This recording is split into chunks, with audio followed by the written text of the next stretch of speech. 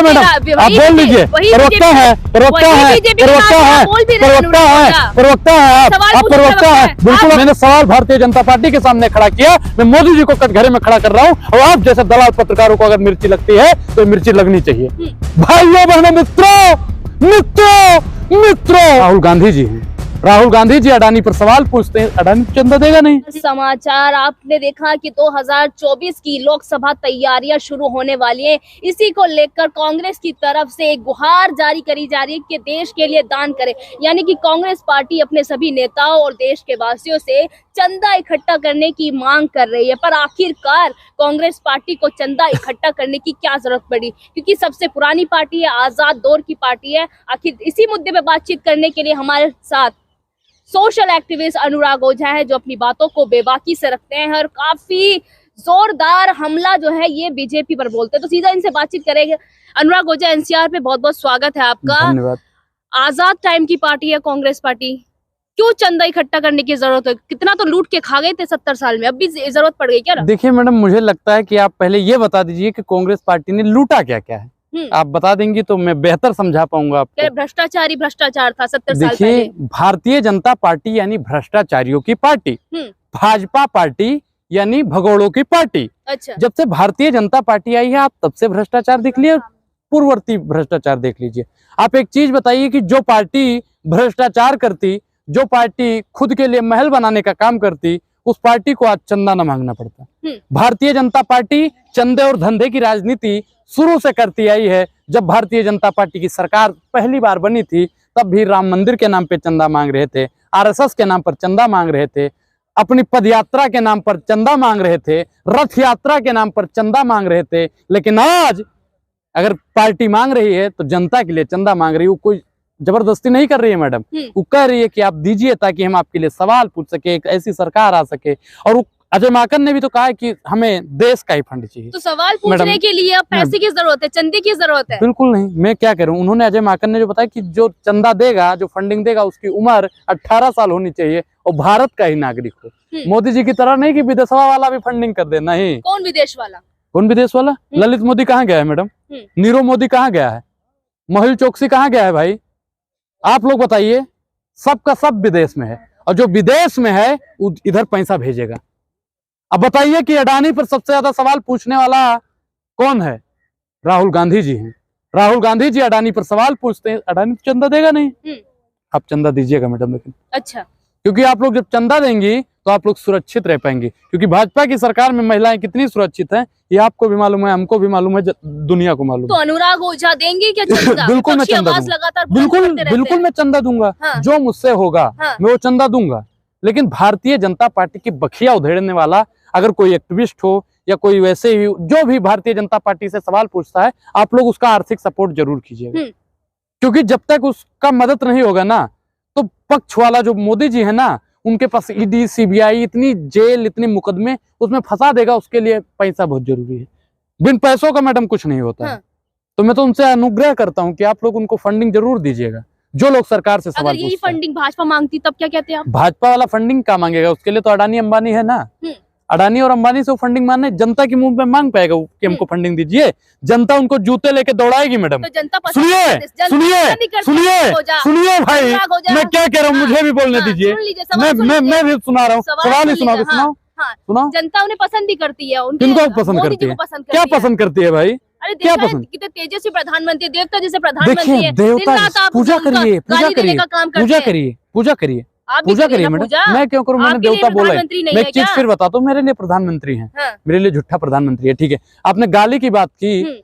हरिशंकर परसाई की एक लाइन है कि जो रोटी खाता है वो गाली देता है, और जो रुपया खाता है वो अडानी और अंबानी की बात करता है। तो अडानी और अंबानी की तो बात हमसे साहब होगी नहीं।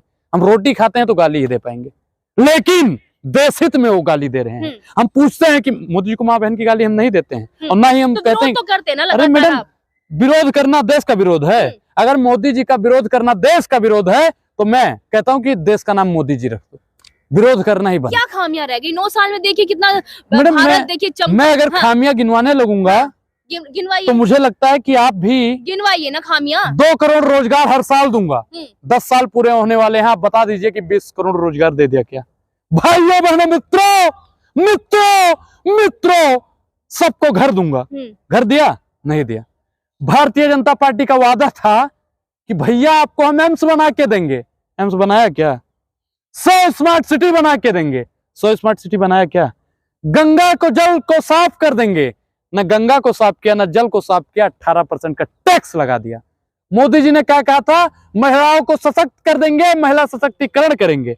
अब बताइए कि बीजेपी का जितना भी विधायक और सांसद है कहीं ना कहीं बलात्कार में लुप्त वही है। सुनिए मैडम, आप बोल लीजिए। प्रवक्ता है, प्रवक्ता है, प्रवक्ता है, प्रवक्ता है, प्रवक्ता है, आप प्रवक्ता है। बिल्कुल आप प्रवक्ता है। बिल्कुल मैं प्रवक्ता हूँ, मैं प्रवक्ता हूँ। मैं अगर जनता की बात उठाना मुझे अगर प्रवक्ता है तो मैं प्रवक्ता हूं। मैंने सवाल भारतीय जनता पार्टी के सामने खड़ा किया। मैं मोदी जी को कटघरे में खड़ा कर रहा हूं और आप जैसे दलाल पत्रकारों को अगर मिर्ची लगती है तो मिर्ची लगनी चाहिए। मैडम, आप लोग अपने आने वाली नस्लों को क्या बताएंगे कि जब कुछ लोग अनुराग ओझा और सोशल एक्टिविस्ट विपक्ष लोग लड़ रहे थे तो मैं प्रधानमंत्री नरेंद्र मोदी के चरण चंबुकम कर रही थी।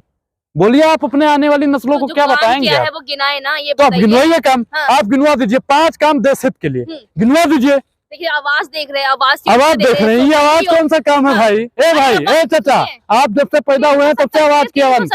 370 क्या है मैडम? 370 के बारे में आप बताइए हमको। कश्मीर गई हो 370 हटने के बाद में?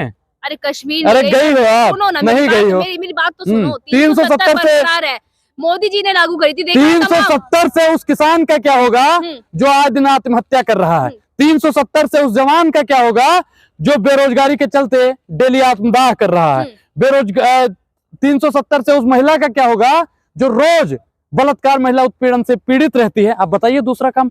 370 कोई काम है? राम मंदिर दे रहे हैं। अरे मंदिर मस्जिद बने न बिगड़े, सोन चिरैया बनी रहा है और देश का जनता भाड़ में जाए, अपन कुर्सी बची रहा है। आप बताइए कि राम मंदिर में, राम मंदिर आस्था का विषय है, उसको भारतीय जनता पार्टी को श्रेय क्यों देती हो? आप बताइए कि राम मंदिर, सुनिए मैडम, दलाली मत कीजिए आप। आप बताइए कि राम मंदिर का ताला खुलवाने का अगर किसी ने काम किया था तो राजीव गांधी ने किया था। अब बताइए कि पूजा अर्चना नहीं होती थी, वो तो कांग्रेस पार्टी ने किया था। आप बताइए कि कांग्रेस ने कर दिया सब कुछ। वही मस्जिद भी बनने जा रही है। मैं क्या कह रहा हूँ कि मंदिर मस्जिद से मुझे कोई मतलब नहीं है। मतलब है तो देश के वास्तविक मुद्दों से मतलब है। राम मंदिर बन रही है, अच्छी बात है। मस्जिद बन रही है और अच्छी बात है। गुरुद्वारा बन रहा है और अच्छी बात है, बनाइए। लेकिन रोजगार के संसाधन भी बनाइए, शिक्षा के संसाधन भी बनाइए, महिला को सशक्त कैसे किया जाए उसके लिए नियम और कानून बनाइए। मैडम काम गिनवाइए। बना तो रहे हैं ना, काम गिनवाइए। 2 साल बेमिसाल रहे हैं उनके। क्या बेमिसाल रहा है? महिलाओं को देखिए किस तरीके से लागू कर दिया। मैडम मुझे लगता है कि आप निर्भया की माँ से पूछती या आप उन्नाव चली जाती, वो ज्यादा बताइए। पहलवानों से आप पूछ ले, वो ज्यादा बेहतर बताएंगे। राम दुलारे गौड़ ने जिन बेटी का बलात्कार किया था, अगर आप उनसे पूछेंगे तो वो और बेहतर बताएंगी। आप उनसे पूछिएगा, ये महिलाओं को सशक्त कर रहे हैं, भी झूठ बोल रहे हैं। मैडम देखिए, मैं सब कुछ बताऊँ, मैं सब कुछ बताऊंगा, मैं सब कुछ बताऊंगा आज। मैं आज सब कुछ बताऊंगा, बस आप दिल थाम के बैठे। किसी ने सच ही कहा था कि एक महिला का दुश्मन एक महिला ही होती है। जाके पाँव न फटे बिवाई, ते का जाने पीर पर आई। मैडम एक महिला होकर और आप महिला सशक्तिकरण पे ऐसे कसीदा पढ़ रही हूँ। मैडम एक चीज मेरे मन में एक सवाल आता है, अगर आपकी इजाजत हो तो मैं पूछूं। आपको मोदी जी जैसा पति चाहिए? नहीं, मुझे तो नहीं चाहिए। मतलब यार बताइए कि भाजपा वाला महिला सशक्तिकरण क्या कर रहा है? यही कर रहा है कि महिलाओं को उत्पीड़ित कर रहा है। आप लोग सावधान जरूर रहिएगा और जिनकी प्रोफाइल पे चौकीदार लिखा रहे, अपनी बहन बेटी की शादी भी मत वहां पे कीजिएगा, क्योंकि मैडम चौकीदार ही चोर है। और रही बात भ्रष्टाचार की, तो पूर्ववर्ती सरकार ने कोई भ्रष्टाचार नहीं किए हैं।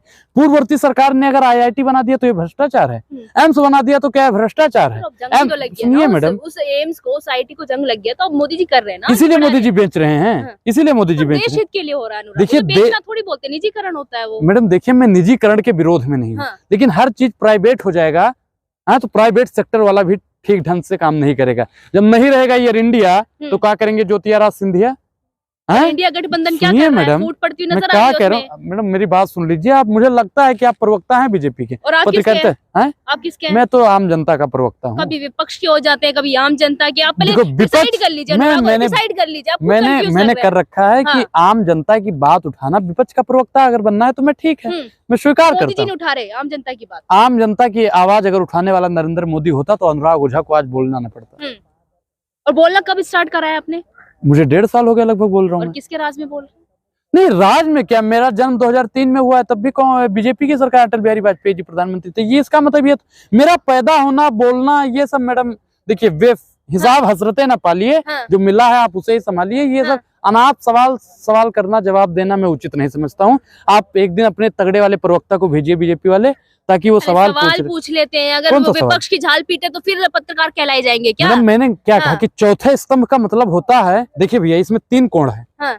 समझ रहे हैं? चौथा स्तंभ मीडिया हम्म। इससे से गायब कर दिया है, क्योंकि आरएसएस और भाजपा के कार्यालय में मैडम 3 स्तंभ रह जाएगा। आप चौथा स्तंभ अब वाला आप लाइए। सर्टिफिकेट नहीं देंगे कि 3 चौथा स्तंभ होना चाहिए या 3 कोण होने चाहिए, आप सर्टिफिकेट बांटेंगे कैसे? बिल्कुल, जो जनता की बात करेगा, जो जनमानस की बात करेगा, अनुराग ओझा उससे कहेगा कि हाँ। हाँ भाई ये देश हित की बात कर रहा है, ये देश पे न्यौछावर होने वाला है। लेकिन जो अडानी और अंबानी के और उद्योगपतियों की बात करेगा, अनुराग ओझा उनका बहिष्कार करेगा, वो चाहे मेन स्ट्रीम मीडिया हो या सोशल मीडिया। मीडिया को बोलिए ना मैडम देखो, झूठ का अड्डा हाँ। जेपी नड्डा और भाजपा ने पूरा सब कुछ खरीद रखा है। ये मीडिया लश्कर आपकी तो आवाज उठा रही है, आप मैं इसी क्या मीडिया को घेरते मैं क्या रहते कहूं, हैं। सोशल मीडिया ही सच्चा मीडिया है। हाँ।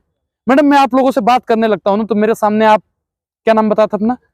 रितेशना नहीं, मुझे अंजना ओम कश्यप और रूपका लियाकत और वगैरह वगैरह नजर आने लगती हैं। मैं इसलिए आपको बोलने लगता हूँ, बाकी मेरा मकसद ही नहीं होता है कि मैं तो रितेशना जी मकसद अपना जरा बताइए मैं जरा। बोलता हूँ कि हाँ। जब मैं मीडिया को बोलता हूँ तो मेरा कनेक्शन वही होता है हाँ। जो अडानी और अंबानी के। क्लियर करिए, पूरा क्लियर करिए। मेरे हाथों में बाबुआ जो बबुआ करके हाँ। खिलाता है ना अडानी और अंबानी, गोदी मीडिया को, उन गोदी मीडिया की जो मैं अक्सर 3 दवाई सीधा देता हूं। बोलने में डर लगता है क्या गोदी मीडिया नहीं, को? गोदी मीडिया में बोलता हूँ तो जो सोशल मीडिया को क्यों घेरते हैं आप? मैंने डिजिटल क्या मीडिया को बताया? क्यों घेरते हैं? मैंने सीधा क्या बोलिए ना, बताया? डर लगता है क्या अनुराग ओझा को? मैंने क्या बताया? डरता वो है जिनकी हड्डियों में सीधा पानी बोलिए भरा फिर। होता है। सीधा और बोलिए मेरे क्या पूर्वज हाँ। मेरे पूर्वज गोरे अंग्रेजों से नहीं डरे थे, तो अनुराग ओझा काले अंग्रेजों से डरने वाला नहीं है। हाँ। जब तक जेल में चना रहेगा, आना जाना लगा रहेगा। वो हाँ। चाहते हैं हिंदुस्तान छोड़ दें, अब भूत के डरते मकान छोड़ दें। चलिए अनुराग ओझा सवाल पूछता रहेगा। सीधा बोलिए कि मैं किसको बोल रहा हूँ। मैं गोदी मीडिया को हमेशा बोलता रहता हूँ, मेन स्ट्रीम मीडिया को हमेशा बोलता रहूंगा, और जब तक मेरे सांस रहेगी अनुराग ओझा मोदी जी के कान पे जाकर मोदी जी बताइए 2 करोड़ रोजगार कहाँ है?